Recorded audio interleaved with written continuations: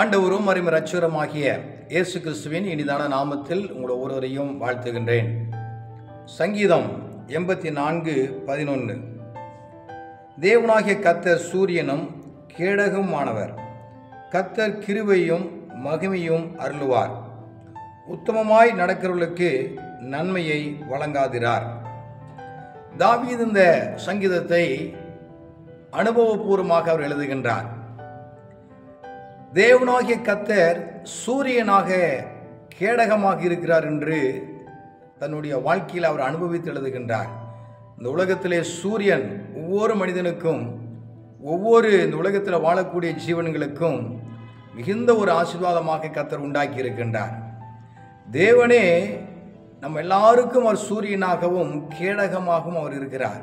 தாவீதுக்கு மாத்திரமல்ல, கர்த்தருடைய வசனத்தை விசுவாசிக்கிற ஒவ்வொருவருக்கும் அவர் சூரியனாக கேடகமாக தேவன் இருக்கின்றார். இந்த உலகத்திலே நாம் வாழ்வதற்கு சூரியன் நமக்கு எவ்வளவு ஒரு நன்மையை நமக்கு வழங்குகிறது. அநேக பலவீனமான நேரத்தில், சுகவீனமான நேரத்தில் சூரிய வெளிச்சத்தில் கொஞ்சம் நடங்கள் என்று டாக்டர்கள் சொல்லுகிறார்கள். இந்த வியாதிக்கு அந்த சூரிய ஒளி பட்ட உடனே சுகமாகும் என்று சொல்லுகிறார்கள். சுகத்தையும் பலத்தையும் ஆரோக்கியத்தையும் இந்த உலகத்தில் நாம் நன்றாய் வாழ்வதற்கு இந்த சூரியன் மிக மிக முக்கியமாக தேவன் உண்டாக்கி இருக்கின்றார், படைத்திருக்கின்றார், உங்களுக்காக, எனக்காக. ஆகவே தேவனாகிய கர்த்தர் சூரியனாக கேடகமாக இருக்கின்றார். எப்போதும் அவர் நம்மை பாதுகாக்கிற ஒரு ஆண்டவராக அவர் இருக்கிறார் என்பதை நம்முடைய நினைவில் நாம் கொள்ள வேண்டும். அன்பானவர்களே, இந்த உலகத்தில் சூரியன் இல்லாவிட்டால் இந்த உலகத்தினுடைய வாழக்கூடிய ஒவ்வொருவருக்கும் எப்படி இருக்கும் என்பதை யோசித்து பார்க்க முடியாது. ஆகவே தான் கர்த்தர் இந்த உலகத்திற்கு இந்த சூரியனமாக கேடகமாக தேவன் நம்மோடு கூட அவர் இருக்கக்கூடிய ஆண்டவராக அவர் இருக்கின்றார். இரண்டாவதாக, கர்த்தர் கிருபையும் மகிமையும் அருளக்கூடியவர். ஒவ்வொரு நாளும் தேவன் நமக்கு கொடுக்கக்கூடிய அந்த கிருபை ஏராளமான ஒரு கிருபை. தகுதியே இல்லாத மக்களுக்கு ஆண்டு காண்பிக்கிறதான் கிருபை. அந்த கிருபையை நம்ம ஒவ்வொரு நாளும் நம்ம அனுபவிக்க வேண்டும்.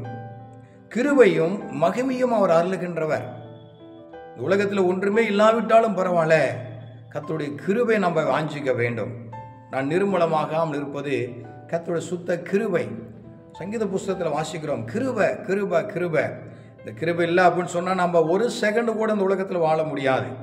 நம்முடைய படிப்பில், நம்முடைய அந்தஸ்தில், நம்முடைய ஐஸ்வர்யத்தில், நம்முடைய ஞானத்தில், நம்முடைய குடும்ப பின்னணியில் இதெல்லாம் ஒன்றுமே வாழவே முடியாது. கர்த்தருடைய கிருபையில் தான் நீங்கள் நானும் வாழுகின்றோம். ஆகவே கர்த்தர் கிருபையும் மகிமையும் அருளுகிறவர். மனுஷன் பாவம் செய்து நிமித்தமாக மகிமை அற்று போய்விட்டது. ஏதேன் தோட்டத்திலிருந்து அவன் தள்ளப்பட்டவனாக போய்விட்டான் ஆதாம். மீண்டுமாக கர்த்தர் தம் பக்கமாய் இருக்கும்படியாக தம்முடைய மகிமையை அவர் நமக்கு காண்பிக்கின்றார். கிருபையை மட்டுமல்ல, மகிமையும் தேவன் நமக்கு அருளக்கூடிய ஒரு ஆண்டவராக அவர் இருக்கின்றார். முதலாவதாக பார்த்தோம், கர்த்தர் நமக்கு சூரியனாக கேடகமாக இருக்கின்றார். இரண்டாவதாக, அவர் நமக்கு கிருபையும் மகிமையும் அருளக்கூடிய ஒரு ஆண்டவராக இருக்கின்றார். கிறிஸ்துவுக்குள்ள மிகவும் பிரியமானல்ல, ஒவ்வொரு நாளும் இந்த வார்த்தையை நீங்கள் விசுவாசிங்க. அதை நீங்கள் உள்ளத்தில், இருதயத்தில் விசுவாசித்து வாயினால் அறிக்கை செய்து அந்த கிருபையில மகிமையில வாழும்படியாக கர்த்தர் உங்களுக்கு கிருபை தருவாராக. மூன்றாவதாக, உத்தமமாய் நடக்கிறவர்களுக்கு நன்மையை வழங்காதிரார். உத்தமமாய் நடக்கிறவர்களுக்கு நன்மையை தருகிற ஆண்டவர். நன்மையும் கிருபையும் என்னை தொடரும் என்று சொல்லுகின்றார். யாருக்கு தொடரும்? எப்படி தொடரும்? உத்தமமாய் நடக்கிறவர்களுக்கு.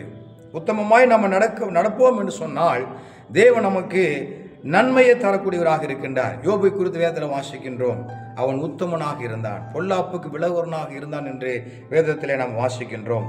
நீதிமொழிகள் 2:7 வாசிக்கும் போது உத்தமமாய் நடக்கிறவர்களுக்கு அவர் கேடகமாய் இருக்கின்றார்.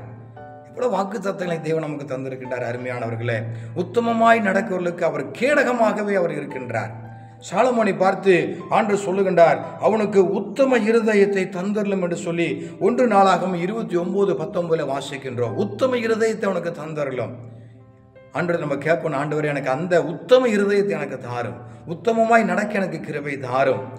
உண்மையாய் உம்மை சேவிக்க எனக்கு கிருபை தாரும். நீர் எனக்கு சூரியனாக கேடகமாக நீர் இருக்கின்றீர். மகிமையும் ஆண்டவரே, நீர் எனக்கு கிருபையும் அருளுகிற ஒரு ஆண்டவராக நீர் இருக்கிறீர். அது மட்டுமல்ல, நான் உமக்கு முன்பதாக உத்தமமாய் நடக்கும்போது நீர் எனக்கு நன்மையை தருகிற ஆண்டவர். ஆக இந்த வேத வசனத்தின் மூலியமாக கர்த்தர் உங்களை ஆசீர்வதிப்பாராக. தேவனே உங்களுக்கு சூரியனும் கேடகமும் கிருபையும் மகிமையும் நன்மையை தரக்கூடிய ஆண்டவராக கர்த்தர் உங்களுக்கு இருப்பாராக. ஜெபிப்போம். நல்ல தகப்பனே, இந்த அருமையான வேளையில் உம்மை துதிக்கிறோம். இந்த வார்த்தையை கேட்டுக்கொண்டுகிற ஒவ்வொரு மக்கள் மீதும் ஒரு நிறைவான ஆசீர்வாதத்தை நாங்கள் சொல்லுகின்றோம். நீர் ஒவ்வொருவருக்கும் ஆண்டவரே சூரியனாக கேடகமாக, ஆண்டவரே நீர் கிருபையும் மகிமையும் உத்தமமாய் நடக்கிறவர்களுக்கு நீர் நன்மையும் தரக்கூடிய ஆண்டவராக இருக்கிறீர். ஒவ்வொருவருக்கும் விதமான ஆசீர்வாதத்தினால் நிரப்புவீராக. தொடர்ந்து உம்முடைய கரத்தில் ஒப்புக் கொடுக்கிறோம். இயேசு கிறிஸ்துவின் நாமத்தினாலே ஜெபிக்கின்றோம் நல்ல பிதாவே, ஆமென். God bless you. கர்த்தர் உங்களை அளவில்லாமல் ஆசீர்வதிப்பாராக. ஆமென்.